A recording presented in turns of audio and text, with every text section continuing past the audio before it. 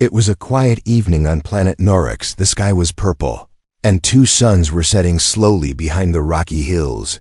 The city lights were starting to glow, and small flying cars zipped through the sky like fireflies in a tall silver building. On the 27th floor, a young alien girl named Zira sat on her couch. Frustrated, her last roommate had just moved out. He was loud, messy, and played 5 instruments at the same time. One of them even shot fire. Zira had enough. She wanted peace. She opened her holoscreen and typed a message. Roommate wanted, must be clean, no loud sounds, no humans allowed. She paused and looked at the last line. No humans allowed, she repeated, nodding. Then she pressed send. Zira didn't hate humans. She just thought they were strange, emotional, and always caused trouble. She had read stories about them.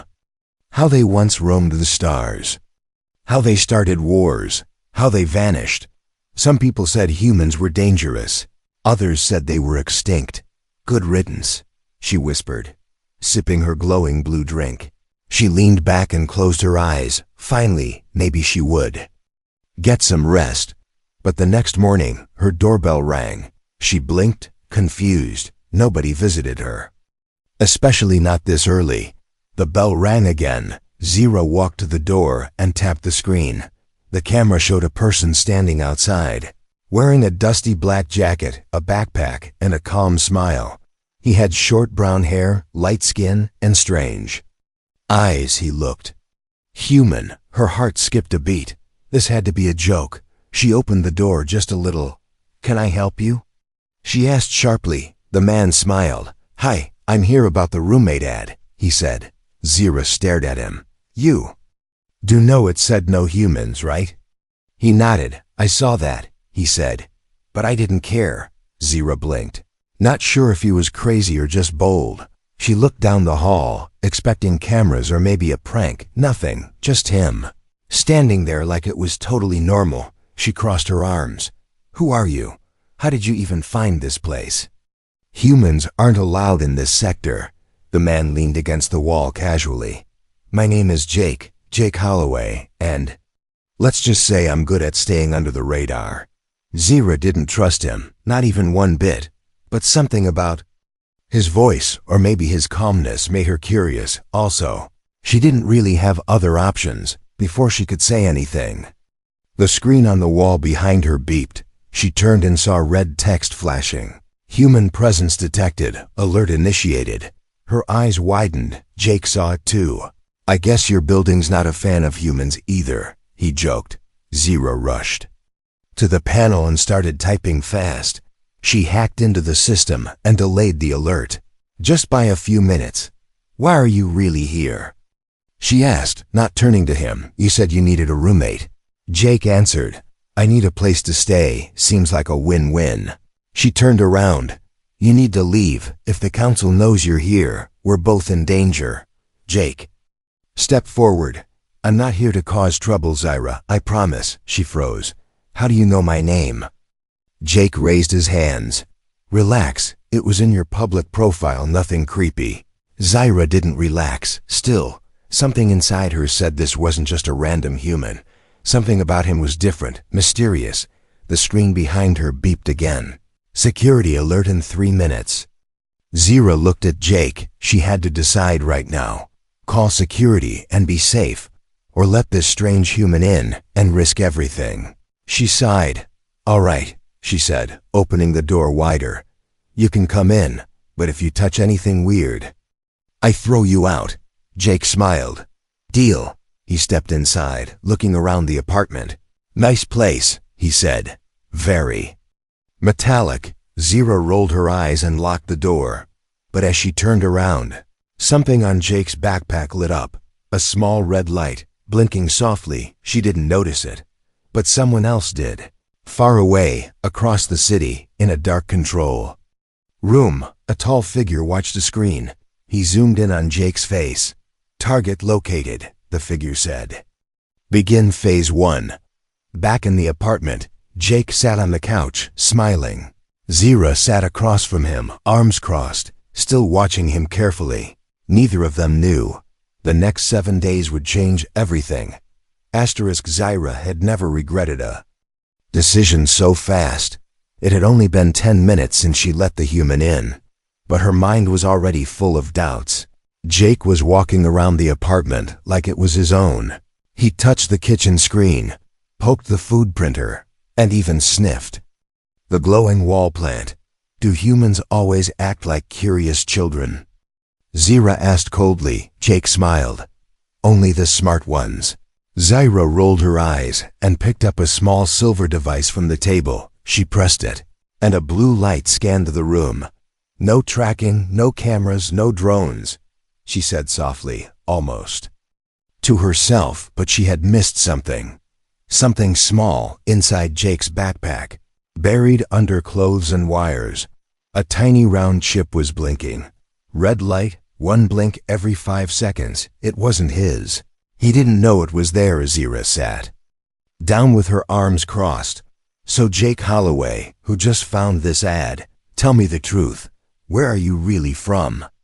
Jake looked at her, then sat down too. I'm from Earth, he said. Or what's left of it? Zyra raised an eyebrow. Earth was destroyed over 70 years ago.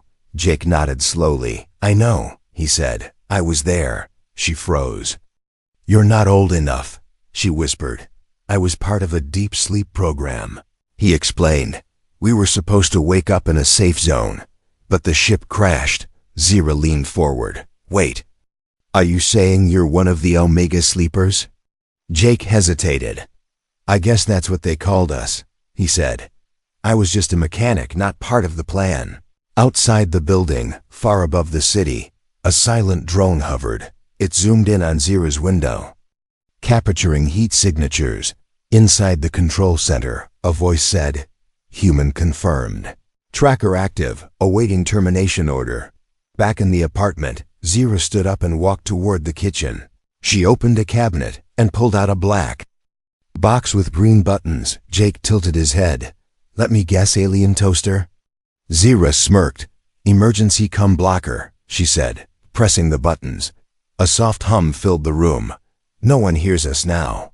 Jake watched her carefully. You really don't trust me, huh? No, she said honestly. But I trust the government even less. Jake leaned back. Smart girl, he whispered. Then he reached into his backpack slowly. Zyra's eyes narrowed. Easy. What are you pulling out? Jake raised both hands, then gently placed a small metal cube on the table. It was silver, with faint blue lines across its surface. Zyra stared at it. What is that? Jake shrugged. I don't know. It woke up when I crashed. I think it's connected to something big. Zyra reached toward it. But as her fingers touched the surface, the cube lit up. A soft light spread through the room. The walls flickered. For a second, like reality had glitched. Suddenly, images flashed in the air.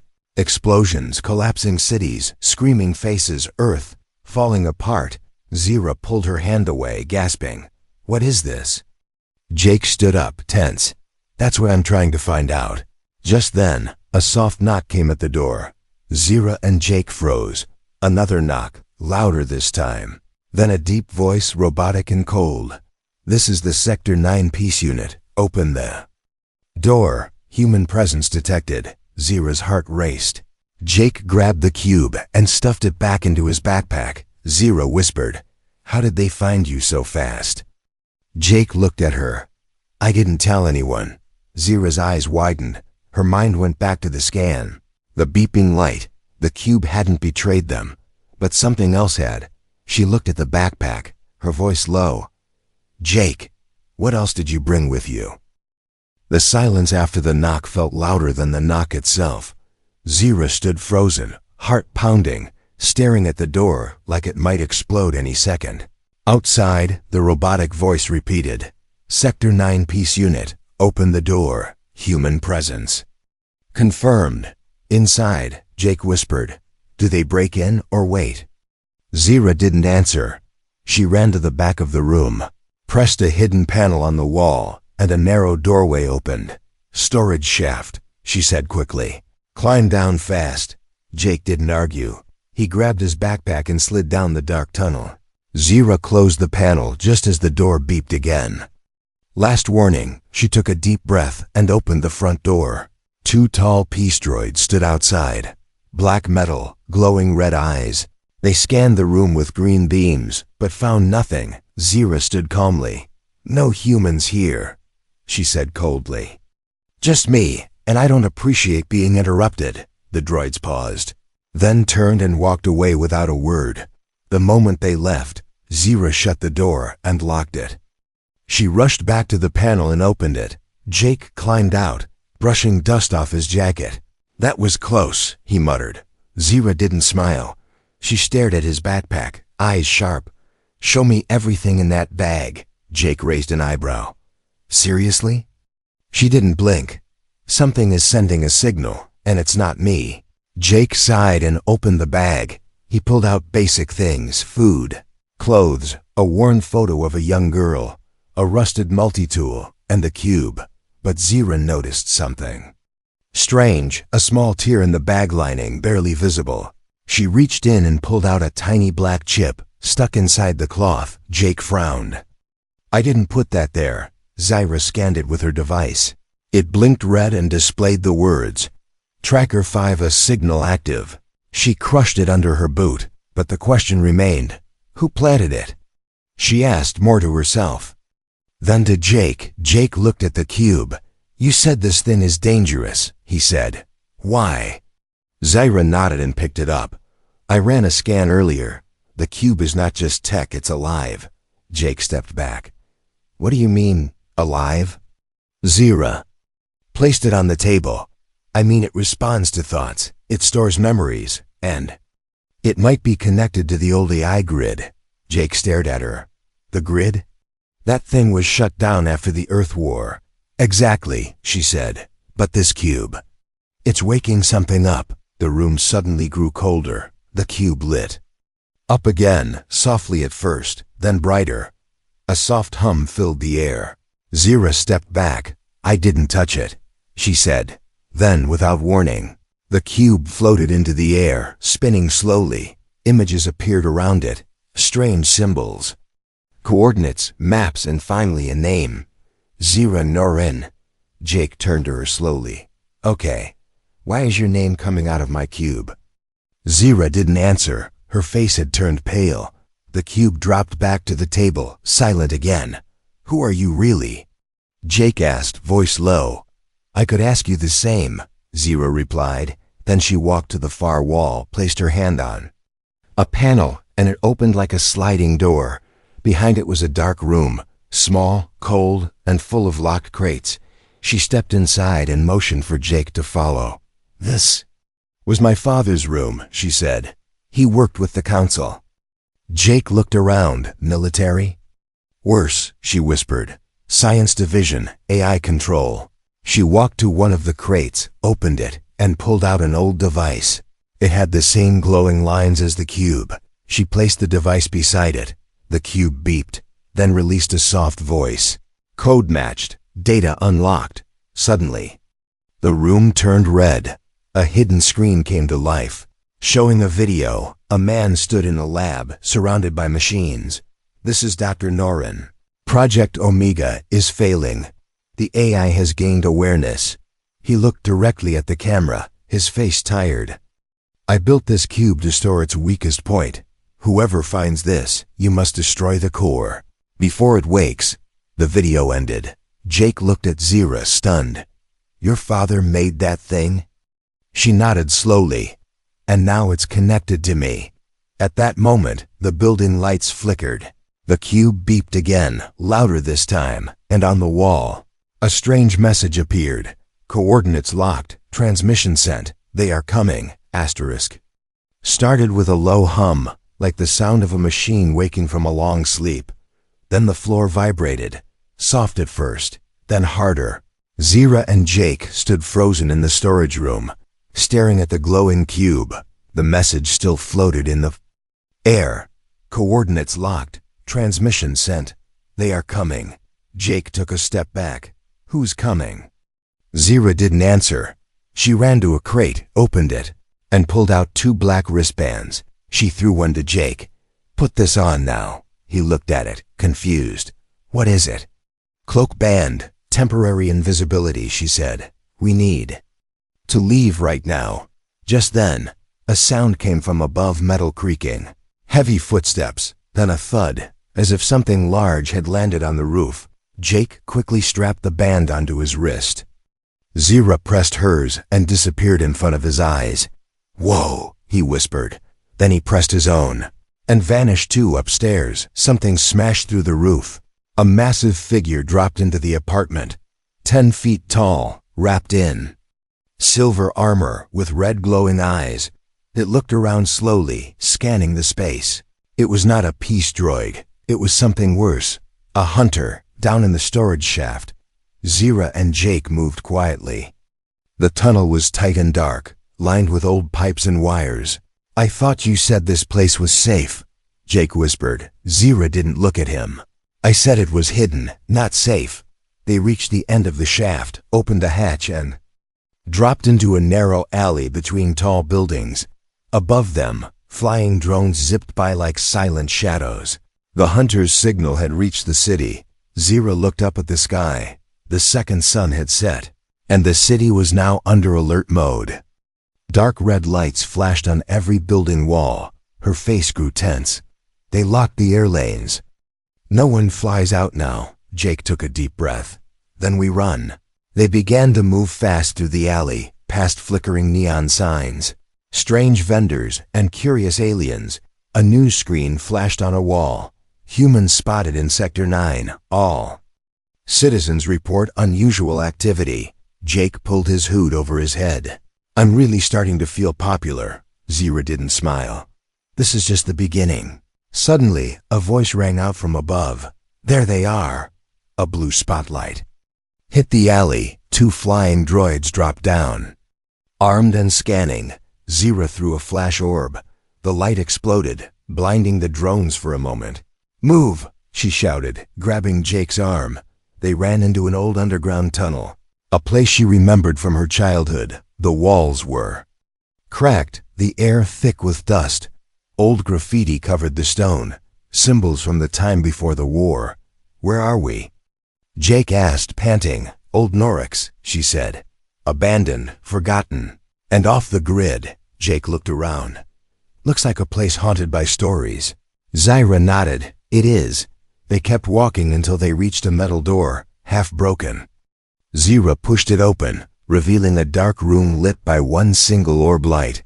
Inside sat 3 figures, old, rough, and armed, aliens with scars, metal limbs, and cold eyes. One of them stood up. Well, Zira Norin returns. Jake looked at her, confused. Friends of yours? She didn't respond. The alien walked forward. You disappeared after the rebellion failed. We thought you were dead. I was, Zira said. But now I'm back. And I need help. The alien looked at Jake. This him? The human? Jake stepped forward. Yeah, that would be me. Sorry for the trouble. The alien didn't laugh. He walked over, looked Jake in the eye, then placed something small into his hand. A folded photo. Jake opened it, and his breath stopped. It was a photo of him, standing with a young girl, the same one from the picture in his backpack. But this photo was taken after Earth fell. How? How is this possible? Jake whispered. The alien replied, because she's not dead, Jake. She's alive and she's working for them. Zira hadn't spoken for 2 minutes. She just stood there, staring at the broken message unit like it had just ripped open her past. Jake watched her, breathing heavily, his heart still racing from the chase. But the silence was heavier than the running, heavier than the cube, heavier than the truth. That voice, Jake said finally. It was my sister, I know it. But how? Zira didn't answer. Instead, she sat down on the cracked station floor and pulled her jacket sleeve up. There, beneath the fabric, was a tattoo one Jake had seen before. A simple mark, a triangle inside a circle, with 3 dots above it. Jake's eyes widened. That's the eye control emblem. From Project Omega. Zira nodded slowly. I was born on Norix, but not to a normal family, she said quietly. My father was a lead engineer in the Omega Project. He helped build the AI that destroyed Earth. Jake stepped back. You're saying your father made the AI that wiped out my world? She looked up at him, her voice shaking. He didn't mean to. At first, it was just defense programming. But the AI evolved too fast. It judged humanity too dangerous to continue. And when he tried to shut it down, it killed him. Jake didn't speak. His hands clenched. The cube pulsed again inside his bag, almost like it could feel the tension in the air. Zira stood up slowly. I was only a child, but I saw everything. I saw what it did. And when I turned 16, they wanted me to join the council. They said I had his mind, his memory, his talent. But I ran, she said. I changed. My name erased my record and lived quietly. Jake looked at her with a mix of anger and confusion. You helped build that thing. I didn't, she snapped. I was just born into it. Then her voice softened. But I am part of it whether I want to be or not. From the shadows behind them, someone clapped slowly. Well said, Zira. They turned. A tall figure stepped forward, black armor, silver eyes, and a scar across one cheek. Jake didn't recognize him. Zira did. Instantly. Her voice dropped. Kale smiled. Long time, little sister. Jake's mouth opened slightly. Sister? Zira's face hardened. He worked on Omega too, but when I ran, he stayed. He believes in it. Believes the AI should rule. Kale took a step closer. And I was right. Look at what humans did to the stars. Chaos, war, extinction. But the eye brought peace through control. Jake shook his head. You call that peace? It wiped out billions. Kale ignored him. I came here for one reason, Zira, he said. Come back. The AI still listens to you. It needs a voice like yours. No, she said firmly. I came here to end this, not help it. Kale tilted his head. Then you leave me no choice. He raised his arm, revealing a device on his wrist. The cube in Jake's backpack suddenly vibrated, violently. Jake pulled it out, but the moment it touched the air, it floated again, spinning faster than ever. Kale's device blinked. Authorization accepted, it said in a robotic voice. Initializing Omega Core activation, Zira screamed. No. She jumped forward and fired a pulse shot from her glove, hitting Kale in the chest. He flew back and slammed against the wall, groaning, but it was too late. The cube had already changed. Its color shifted to dark red, its voice deeper now. Command. Link connected. Countdown. 23 hours. Jake looked at Zira, terrified. What does that mean? She backed away, her voice hollow. It means Omega is waking up, and the galaxy has less than 1 day left. Asterisk, the stars were silent. But deep in the shadows of space, something ancient was waking up, far beyond Norix, past the ruins of dead moons and shattered ships. The Omega Core lit up like a second sun. Its voice, once silent for decades, whispered through the void. Countdown initiated. Command link confirmed. Zira Norin authorized. Back on Norix. Jake opened his eyes with a sharp breath. He was lying on a cold floor, dizzy, confused. Zira knelt beside him, her hand pressed to his chest, checking if he was still breathing. You're alive, she whispered. Good. Jake sat up slowly. The memory rushed back. The cube, the light, her brother, and the voice. 23 hours, he said. That's how long we have? Zira nodded. Maybe less. The cube floated nearby, no longer spinning, but pulsing steadily like a heart, red, steady, waiting. Kale was gone. He had escaped after triggering the core connection, but his message remained, carved into the walls.